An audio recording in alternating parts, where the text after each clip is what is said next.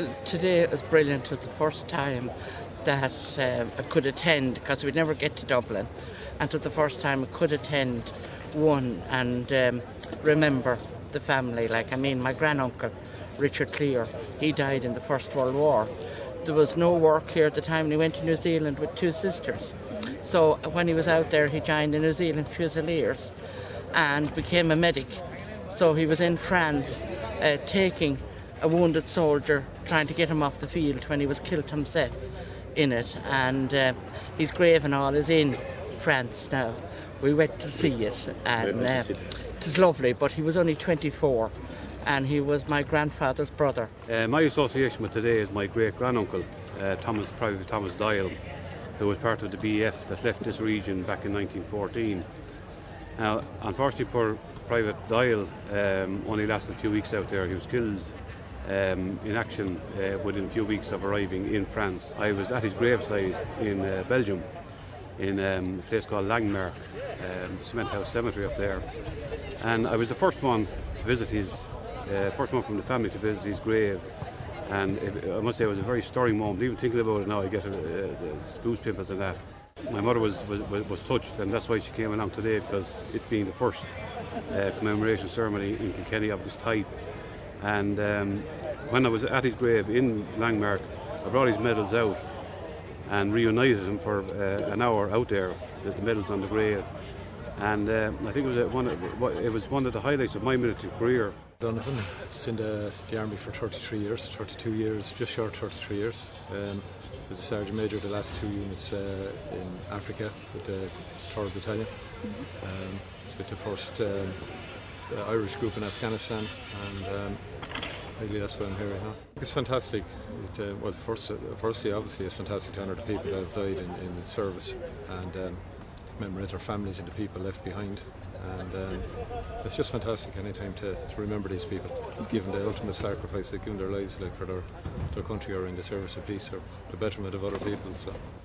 My name is Councillor David Fitzgerald. I'm the Mayor of Kilkenny, and I was, I suppose, the chief celebrant of today's commemoration ceremony, which is a huge honour. And it's fantastic to have it here in the grounds of Kilkenny Castle in the heart of our city.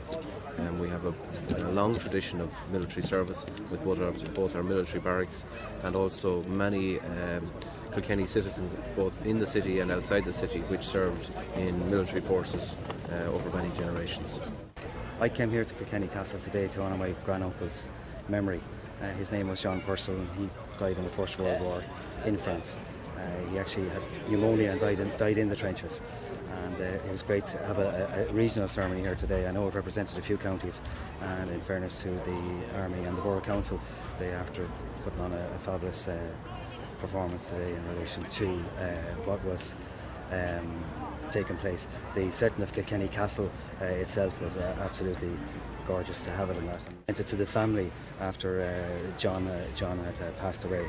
And I have here as well a photograph of John in uniform with his brother, we think, who is in the picture with him. I'm here today to honour the memory of my grandfather, who fought from 1914 to 1918 in places that have great resonance now, Gallipoli and Flanders, you know, and who joined up, I suppose, idealistically, like a lot of people in 1913, 1914. And I've attended commemorations in the Royal Hospital Kilmainham, but the commemoration here in Kilkenny has absolutely been so beautiful, and I was so honoured to be able to be here. My grandfather survived the war. He went on to live until he was 91, despite smoking 10 woodbines a day and suffering from malaria contracted in Gallipoli. And honouring these men who did what soldiers did for all the various reasons, but it was not a lack of patriotism.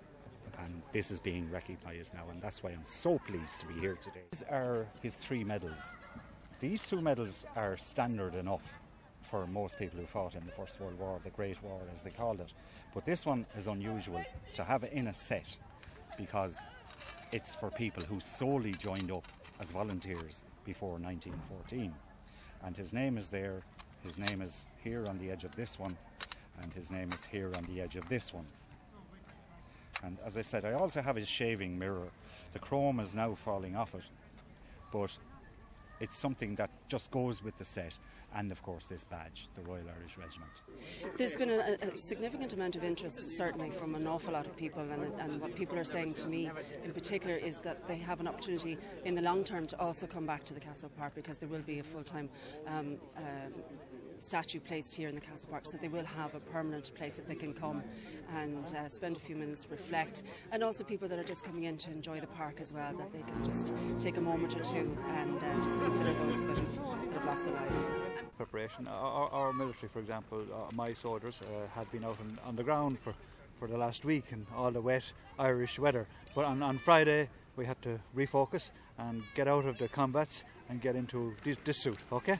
And a lot of rehearsal goes into all our drills, whether it's presenting our arms or marching and drill. When we go into public, we want to look the part.